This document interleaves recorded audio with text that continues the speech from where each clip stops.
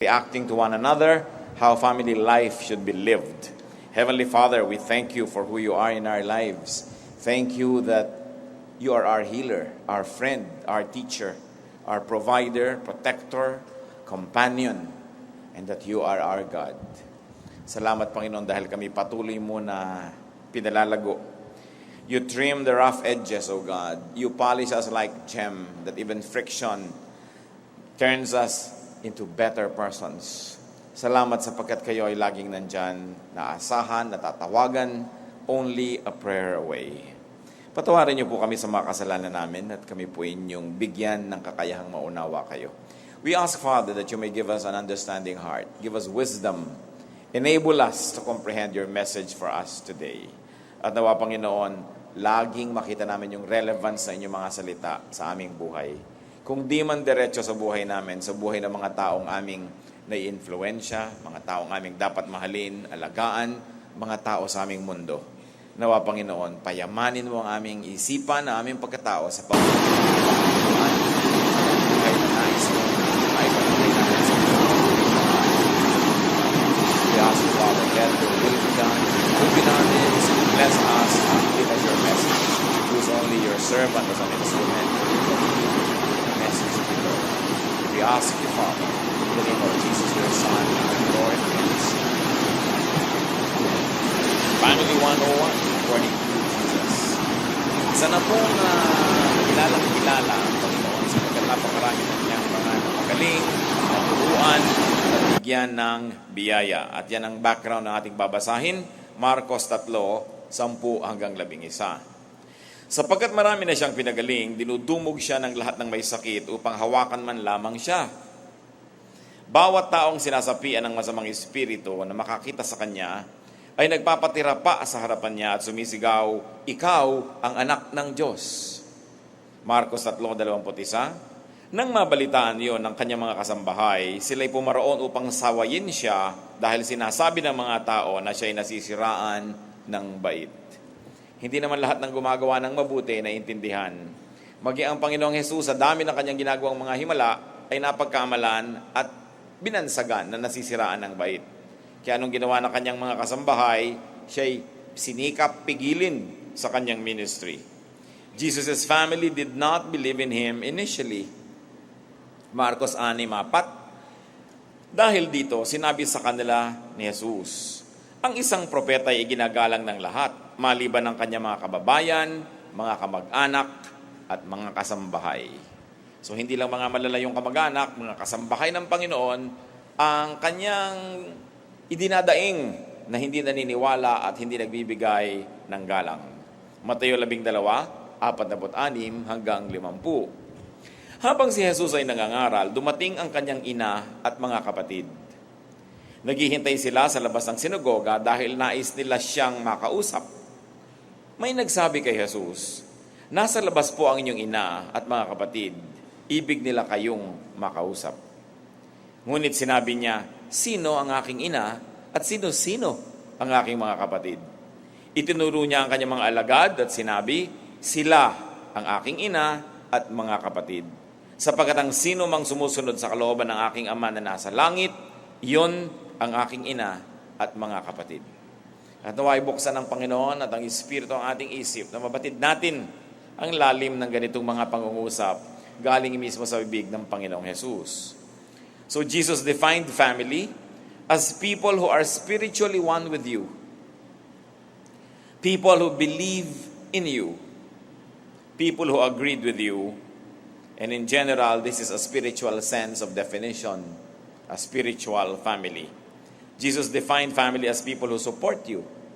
Noong nais siyang kausapin ang kanyang pamilya na naghihintay sa labas dahil hindi makapasok at punong-puno ng tao, at siguro ayaw nilang pumasok because they did not want to dignify the event that was happening, may nagbulong sa kanya, "Nandyan po ang inyong ina at mga kapatid." At sabi niya, "Sino yun?"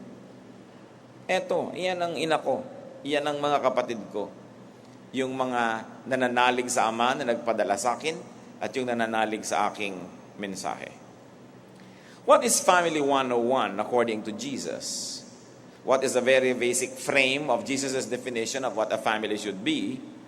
At ano ang mga dapat leksyon na pag-aralan ng mga nagsasabing sila'y kapatid, sila'y magulang, sila'y anak, sila'y magkakamag-anak. Do not judge a family member that you do not readily understand. Do not judge a family member or anyone that you do not agree with. Do not judge a family member that you cannot easily place or classify. Kakaiba naman talaga si Jesus, unique. Unique ang pagkakadalang tao, unique ang pagkakapanganak, unique ang naging paglaki, unique ang naging ministry. Pagkatapos, dahil doon, gusto siyang pigilin ng kanyang mga sariling kasambahay. Hindi siya katulad ng kanyang mga kapatid, hindi siya katulad ng kanyang mga pinsan, hindi siya katulad ng mga kapitbahay, kakaiba siya. Kadalasan na po sa atin, we judge people that we do not readily and instantly and quickly understand. We say, hindi ko siya naiintindihan, therefore, mali siya. And this is already exemplified in the very life of Jesus. But we must never forget that geniuses, special persons, are not ordinary. That they do not look and sound or feel ordinary. Yung mga very specially gifted, huwag natin paghanapan na katulad ng mga karaniwan. Iba talaga sila. Iba ang kanilang pamamaraan, iba ang kanilang pag-iisip. Dapat iba rin ang ating pakikitungo. Mateo 7:1, huwag kayong humatol nang kayo'y di hatulan. Yung sasabihin mo agad ang tao, mali. Napakalaking pananagutan na sabihin yun, lalo't hindi mo kayang mapatunayan. Pipigilin mo ang isang tao dahil sinasabi mo ang ginagawa niya ay masama, na yung pala hindi lang kasi kasanay doon, hindi mo alam yun, at nais mo yung tao sumunod sa iyong kagustuhan. Isa pa pong lesson ng Family 101, do not carelessly label people. Magkakamag-anak na yan eh. Huwag binibigyan ng tao ng bansag, huwag mo binibigyan agad ng tatak. No? Katulad doon, he was called out of his mind. He was called mad. Tinawag siyang baliw dahil nakakapagpagaling siya. Tinawag siyang baliw dahil kakaiba ang kanyang pamamaraan sa buhay. Natural, hindi katulad ng iba. At the time, when the Lord was about 30, every male in his culture is already married. No? Pero wala tayong nakikita na ganong record na nagpakasal siya o nag-asawa. Doon pa lang, mawiweirda na yung marami sa kanya. Kakaiba na agad siya. Especially in the culture of Israel where every male human being is expected to marry. So kakaiba siya, kakaiba ang kanyang pamamaraan, ng pamumuhay. And then he became an itinerant preacher, walang sariling tahanan. May edad na siya, wala pang sariling bahay, hindi manahimik sa isang lugar, punta dito, punta doon. Kakaiba. And he was labeled out of his mind. Mateo 5:22, sino mang magsabi sa kanyang kapatid, ulol ka, ay nanganganib na maparusahan sa apoy ng impyerno. At isang example lang yun, ang pagbibigay ng label sa tao. Kailangan iniingatan ng tao ang kanyang bibig na hindi mo nilalagyan ng tatak ang kapwa mo. Hindi naman tayo baka na tinatatakan. At kahit nga baka, tao lang ang nagtatatak, hindi Diyos. Kailangan hindi ka tinatatakan. Kasi pag tinatakan ka na, you are typecast. You are no longer respected and treated as an individual, but according to the mark that was given you. Ikadalasan, bata pa lang, nabibigyan na natin ng mark ang isang tao eh. At dala-dala na yun hanggang pagtanda. Yan si batugan, ito si tamad, ito si pabaya, ito si bulagsak, ito si ganito, ito si ganyan. Labels. And very, very few people are able to outgrow these labels. Most of the time, these labels become heavy crosses that they carry all their lives. Labeling, classifying, and grouping people deprives them of their precious uniqueness, their precious individuality. Pagka ang tao, sinabi mo, eto na yung mga maiitim, eto na yung mapuputi, eto na ang mga Bicolano, eto na ang mga taga-South, eto na ang mga taga-North, labeling eh. Parang walang individual, parang pagka taga-North, lahat ganitong ugali. Pag taga-Bicol, lahat mahilig sa sili. No? Pagka taga-Ilocos, lahat matipid.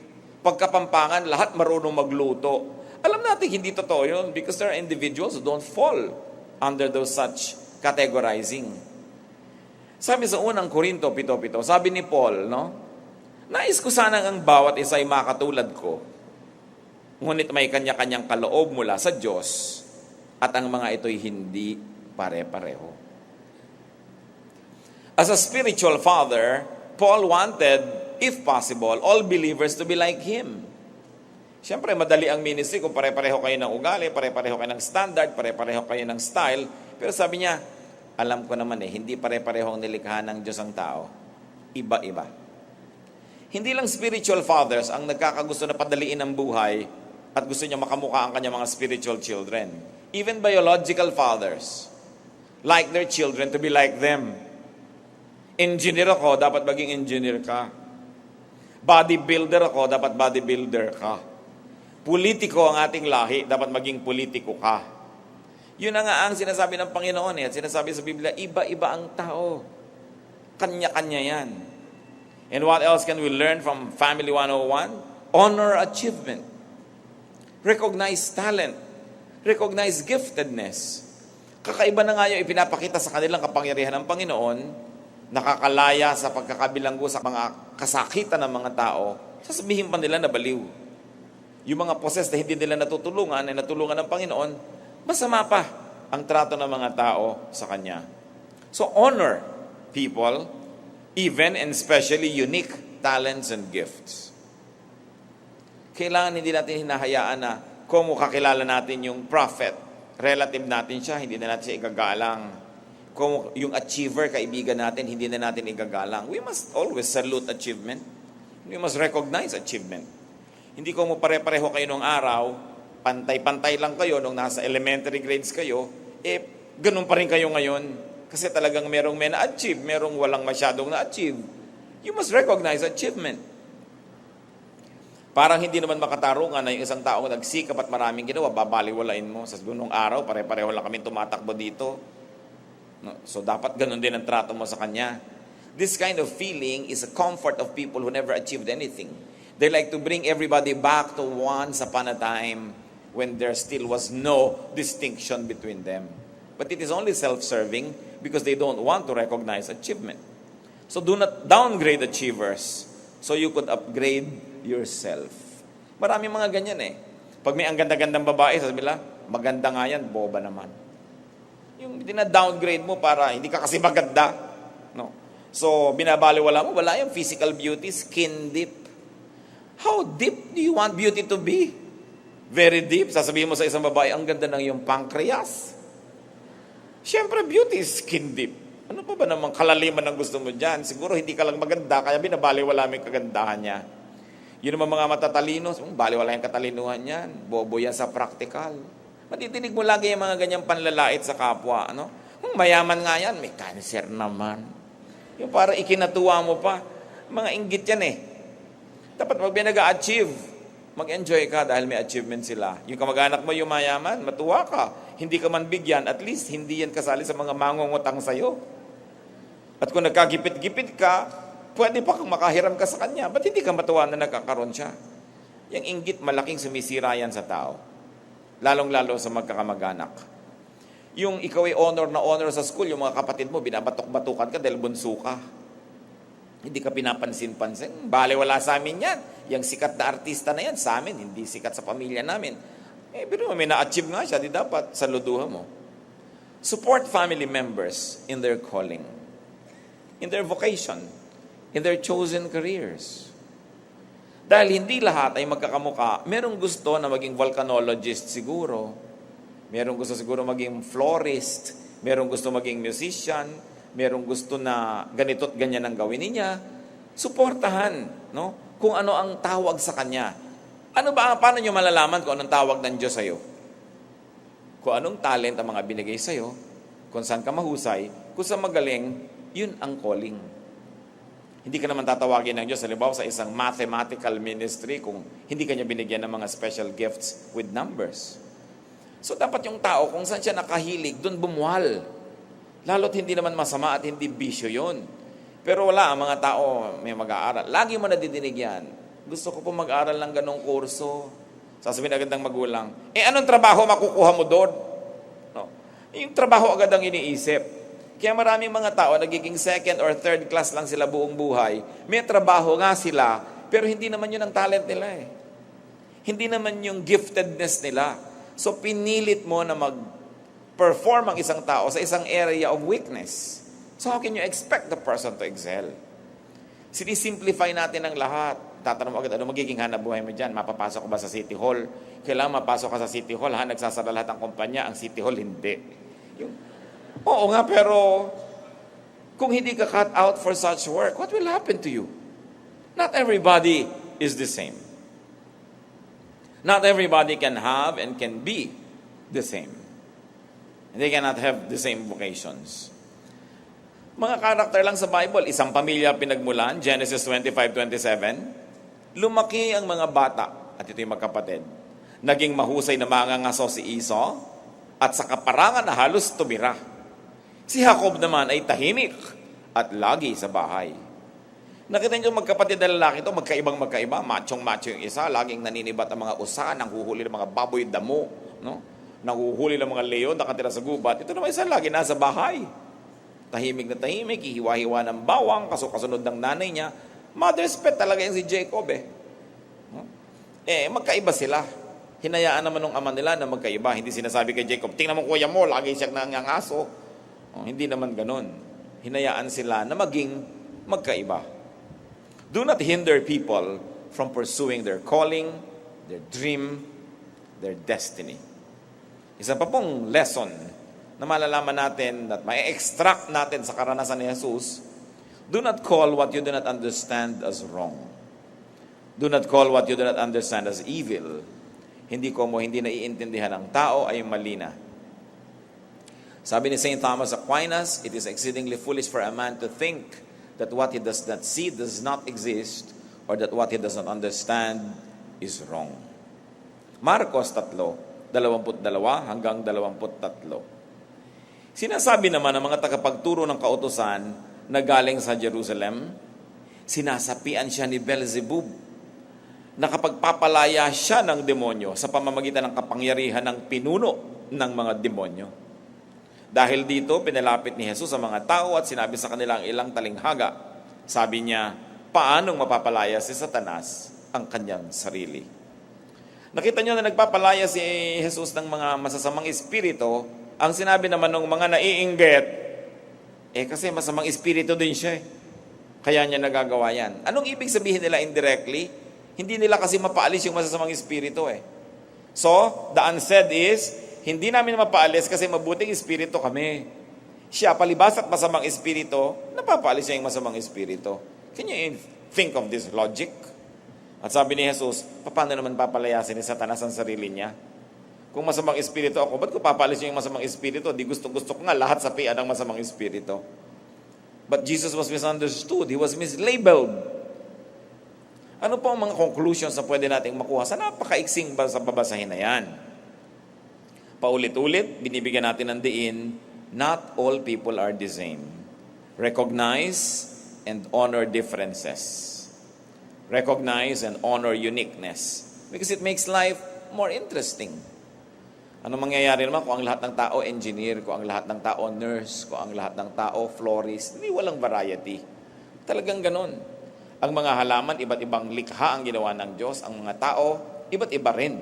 Ang mga hayop, iba't ibang likha rin, kanya-kanyang lugar, kanya-kanyang calling, kanya-kanyang klima, kanya-kanyang terrain. Ang mahalaga, nandun ka sa teritoryo mo para ka mag-bloom. Kung ikaw ay isdang alat, doon ka sa alat dahil mamamatay ka sa tubig tabang. Kung ikaw ay dapo, doon ka sa ibabaw ng puno. Kung ikaw ay lumot, kumapit ka dyan sa mga gilid-gilid. Kung ikaw ay bougainvillea, doon ka sa araw kasi hindi ka mamumulaklak kung nasa shade ka. Marami pong tao hindi namumulaklak kasi wala sila sa tamang lugar. At alam natin, yung halaman, ganun din. That's why I hate poverty. There are very few things that can make me very sad, and one of that is poverty. Because so many people are not able to realize their potentials because of poverty. Napakarami mga tao ang tatalino, ang gagaling, pero hindi sila makapamulaklak ng todo kasi napigil sila sa kawalan ng budget.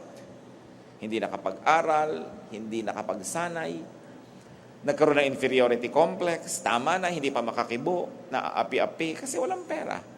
Kaya kalaban po ng tunay na espiritualidad yung poverty. We must do something to uplift ourselves, our society, our nation, so that people can become what God wants them to be. Full-grown, fruit-bearing individuals. Bawat isang tao ay mahalaga. Bawat isang tao ay kahanga-hanga ang pagkakagawa. Awit 139, 14. Pinupuri kita, O Diyos, marapat kang katakutan. Ang lahat ng gawain mo ay kahanga-hangang tunay. Bawat tao, bawat kinirate ng Diyos, kahanga-hanga. Sabi sa English ng Psalm 139 verse 14, I praise you because I am fearfully and wonderfully made. Your works are wonderful. I know that full well. So be careful in dealing with what and who you do not understand. Pag-ingatan ang pakikitungo lalo sa taong hindi mo naiintindihan. Hebreo 13:2, palaging maging bukas ang inyong pinto sa mga taga-ibang bayan. Lingid sa kanilang kaalaman, may ilang nakapagpatuloy na ng mga anghel. Because many people's eyes were not open, they were able to entertain angels without even knowing it. In other words, what you see is not always what is. What seems is not always the reality. Kapag may nakikita ka sa isang tao, yun ang nakikita mo, hindi ka dapat agad-agad nagsasabing, yun na nga at gano'n na nga talaga siya. Marami tayong hindi alam. Nakita nyo sa Abraham, he recognized God and His angels. He was blessed. May dumating na mga kalalakihan, naramdaman agad ni Abraham, kakaiba ito. At nakipag-usap siya, tama, yun ang Diyos, may mga kasamang mga anghel. Meanwhile, the people of the city of Sodom did not recognize the angels that came to their city, and in fact, they wanted to rape the angels. So anong naging bunga kay Abraham? Nakilala niya yung kanyang kaharap, siya'y napagpala. Anong naging bunga sa mga taga-Sodom? Binulag sila. Dahil dinudumog nila yung bahay, pinipilit nilang buksan yung pinto dahil yung mga anghel ay nandun at sumilong sa bahay ni Lot. Gusto nila ipuwersahin yung mga bisitang dumating sa bayan nila na ma-rape. So the angels blinded them. Kita ninyo ang nangyari sa mga kamag-anak ni Jesus na gusto siyang iuwi, gusto siyang itago sa mga tao at gusto siyang pigilin. The result was that Jesus disowned the members of His family. Mateo 12, 48 hanggang 50, ngunit sinabi niya, sino ang aking ina at sino-sino ang aking mga kapatid? Itinuro niya ang kanyang mga alagad at sinabi, sila ang aking ina at mga kapatid. Sapagkat ang sino mang sumusunod sa kalooban ng aking ama na nasa langit, iyon ang aking ina at mga kapatid. Isipin po natin ito mabuti. Kung yung family members ni Jesus, dinisown niya in this particular time, in this particular event, edi tayo rin kapag idine-deny natin kung sino siya. Pag binabaliwala natin kung sino talaga at ano talaga si Jesus, sasabihin niya, hindi ko kaano-ano yan. Hindi nila ako kinikilala, hindi nila ako inuunawa at sinusuportahan sa ginagawa ko. Mabuti pa itong mga members ng church, yan, yung mga nakikinig dito, sabi ni Jesus, yan ang mga kapatid ko. Kung sino ang kaisa ko sa Espiritu, yun ang kapatid ko. At kung sino ang hindi ko sila kilala. Bumalik tayo sa ating mga pamilya, mga kapatid.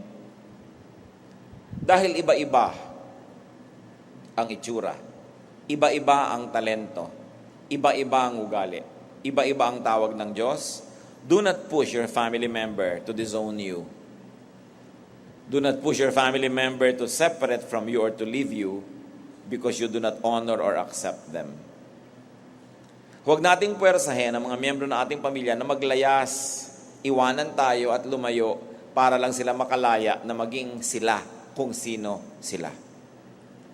Kahit natin sila itakwil, di na yan maiiba kasi kung ganun talaga ang kanyang pagkakagawa. Hindi mo mapipilit na magustuhan niya maging engineer kung talagang ayaw niya. Ang nangyayari lang tuloy sa mga pamilya, umaalis ang anak, lumalayas kasi ayaw siyang tanggapin eh. Nagkakawatak-watak lang ang pamilya, nagkakalayo ng matagal, at kung kailan naman tumanda, may mga may sakit, nagiging hihingalo, magbabalikan din naman, magpapatawaran, magyayakapan, mag-iiyakan. Bakit pa mahihirapan? Magtanggapan na lang agad-agad.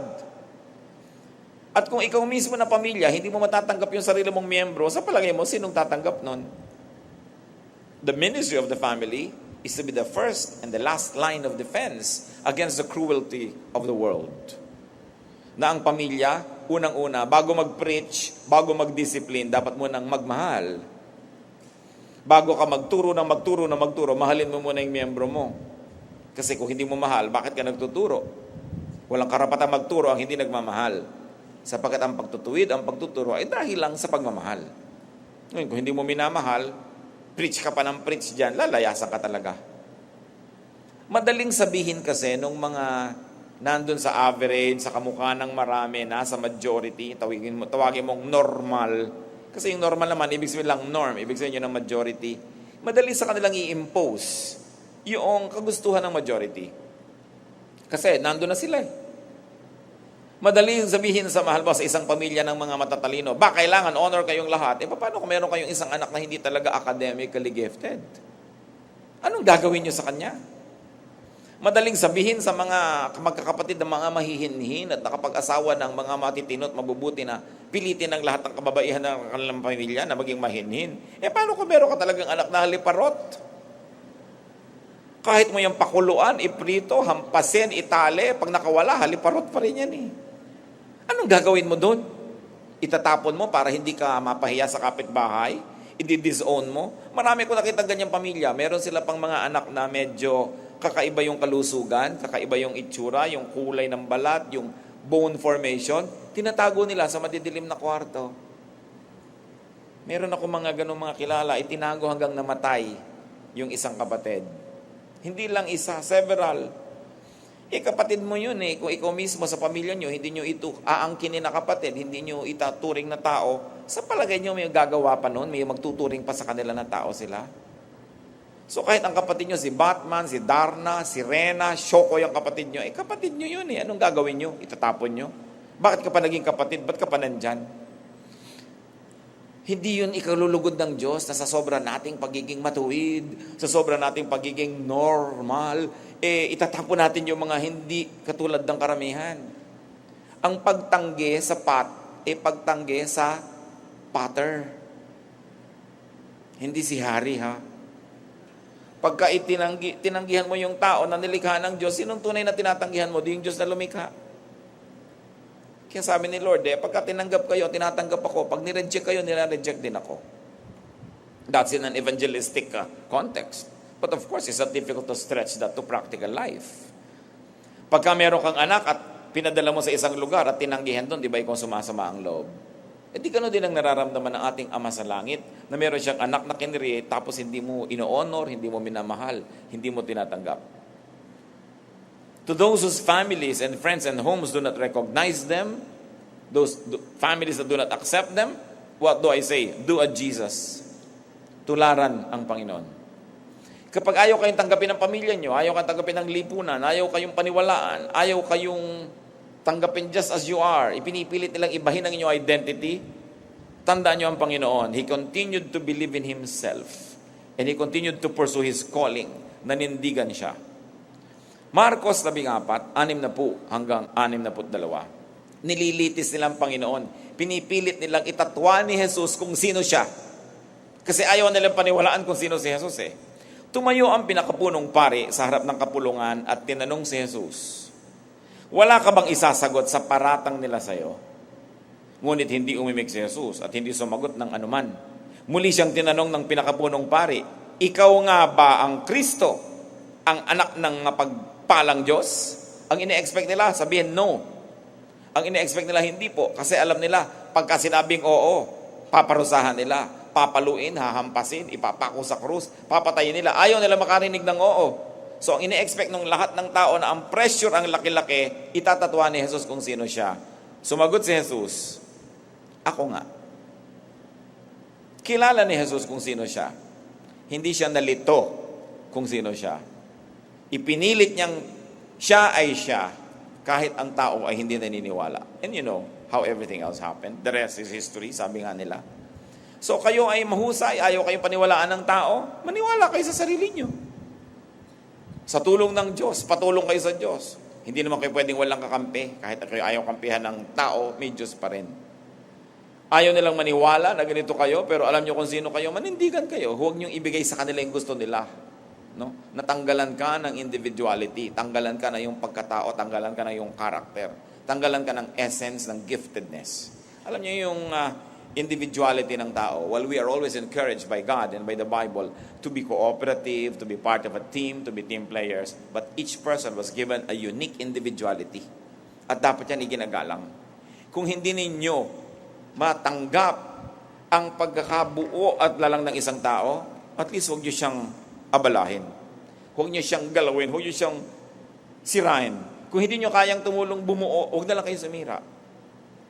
I have seen many family tragedies. Nagkakawatak-watak dahil ayaw nilang tanggapin ang isa't isa. Si Jesus, yung kanyang pamilya, hindi siya tinanggap. Sabi niya, sino bang pamilya ko? Dito ako. Itong pamilya ko, yung tumatanggap sa akin, yung naniniwala sa akin. Give your family members the gift of acceptance, the gift of love, the gift of unconditional love. Dahil yun ang trato sa atin ng Panginoon. Huwag tayo mag-Diyos-Diyosan. Hindi tayo Diyos. Ang magagawa lang natin sa mga anak na ibinibigay sa atin, ipinagkakatiwala, mga kapatid, mga kaibigan, ang magagawa lang natin, ipanalangin, tulungan sila. If we can become positive influence, we should influence them. But we should never disown or we should never disallow them to be who they are. Kung mali yun, mananagot sila sa Diyos. Kung may pananagutan sila sa Diyos, hindi ikaw ang Diyos. Ang itinuturo sa atin is to be supportive. Never to give up helping people. And this is what Christianity is all about. Kaya hindi ako masyadong palong-palo doon sa sobrang laging dinidisiplina yung mga nagkakasala kahit sa church. We should continue to nourish, to teach, pero para i-disown mo, tanggalin mo, di parang inalisan mo na siya ng pag-asa. Lalo ngayon, pagka naman inalis mo, tinanggal mo, lilipat lang doon sa kabilang kanto. Parang paano mo siya matutulungan? Hindi mo na yun mapa-follow up, hindi mo na there are demographic changes that are happening. So even the way that you deal with people with possible mistakes or perceived mistakes must continue to be refined. Kaya napaka-importante yung tinatanggap mo. Napakarami pong mga tatay, hindi nila matanggap ang anak nila kasi hindi nila kamukha. Napakaraming nanay, ganun din. Maraming mga anak, hindi nila matanggap ang magulang nila. Ba't ganito yung magulang ko? Ba't ganyan ang magulang ko? Tatandaan natin, ang number one ministry ng pamilya to accept each other. You begin with acceptance, and if there are really things that must be improved, and indeed, legitimately, morally must be improved, then improve them. But you begin by accepting first. Because the moment you reject people, you lose the contact point through which you can be a blessing to them. Kaya napakahalaga ang inuuna natin yung pag-ibig, hindi image, hindi sasabihin ng iba. Yung mga pamilya ni Jesus nahiya sa mga kapitbahay nila. Naging concern sila sa sasabihin ng iba, kaya pati si Jesus napigil. Buti na lang hindi siya napagpapigil, kasi kung nagpapigil siya, wala tayo ngayon dito. Kaya kayo, kung alam niyo yung ginagawa niyo, tama, hindi mali, hindi niyo kailangang papigil. Kailangan manindigan. It is your duty to your God and it is your duty to yourself. Lalong-lalo, and I hope walang taong ganun dito sa ating kalagitnaan, kung hindi kayo tinatanggap ng pamilya nyo, hindi kayo tinatanggap ng mga kaibigan nyo, pakatanggapin nyo mabuti ang sarili nyo. Kasi sino pang tatanggap sa inyo? At tinatanggap kayo ng Diyos. Pero hindi ibig sabihin ng pagtanggap ay lululunin natin lahat ng mga mali at mga hindi tama. With the Word of God as guidance, we can continue to polish ourselves, to improve ourselves. But do not deny your selfhood. Do not deny your individuality because it is a gift from God. Ama namin sa langit, nawa maturuan niyo po kami mabalanse yung kagustuhan naming bigyan ng kaayusan ng pamilya at lipunan at yung kagustuhan din namin na bigyan ng kalayaan ng mga individual na maging individual. We ask you, Father, to give us this kind of balance, this wisdom, so that we may not needlessly oppress others. Well, there should be norms, there should be standards, there should be order. Teach us, Lord, to observe and to even appreciate that every person is your work, every person is your masterpiece. Open our eyes so that we can see what is to be appreciated in others, what is to be loved and admired, sapagkat kayo rin, Panginoon, ang mapupuri at kayo ang lumikha sa amin. Ipakita nyo sa amin yung mga kamalian na kami lang ang dapat managot. Ipakita nyo sa amin, Panginoon, yung mga hindi dapat nasa buhay namin dahil ayaw nyo. Pero ituro nyo rin na sa bawat bagay na naroon, na alam namin sa inyo naman ang galing o hindi nang galing sa masama. Teach us, Lord, to nourish ourselves because we are responsible to you to make something of ourselves. Dinadalangin namin ang mga pamilya na nagkakaroon ng mga hidwaan, mga malalalim na sugat, pagkakawatak-watak because of lack of acceptance for each other. Teach us how to do a Jesus, that He was friend of sinners and tax collectors, that He was fellowshipping even with the glutton and the drunkards. Hindi niya pinili ang kanyang pakikitunguhan, hindi niya ipinwera ang mga latak ng lipunan at mga itinuturing na mga mali o marurumi. Ang lahat ay kanyang minahal.